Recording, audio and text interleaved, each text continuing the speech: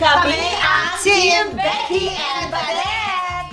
Practice question po tayo. Ang Okay. tanong dito ay, noong unang panahon, ano kaya ang madalas gawin ng mga tao sa kuweba?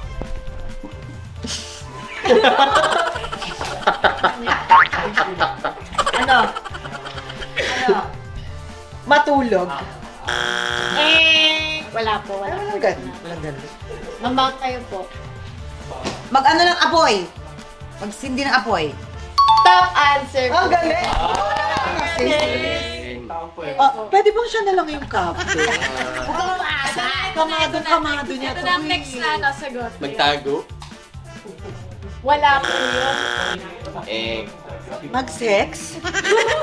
Wala po yun. Hindi po yun pwede. Lahat ng gusto kong gawin, wala. Matulog, tsaka ulit. Mag-ukit dun sa mga bato-bato. Okay.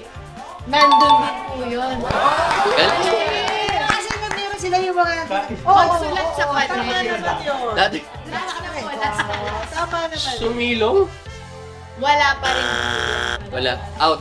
At yung mga sagot po ay mangaso, magkwentuhan, Mga aso. sing and dance, magluto. Mga aso? Sa kuweba? Di ba sa labas nangangaso? Ano ba yun, mga soap? Mga Mag-hunting. hunting. Mga bata yung tinanong nyo, ano? Masasabi ko lang kay Candy Pangilinan, Carmela, huwag kang nervyosa, kalma-kalma lang, ha? Yan. Nagsama pa kay ni Mateo, isa pa yan. At saka, nakalagay sa Ten Commandments, thou shall not steal. So, huwag nyo nang steal. Oo.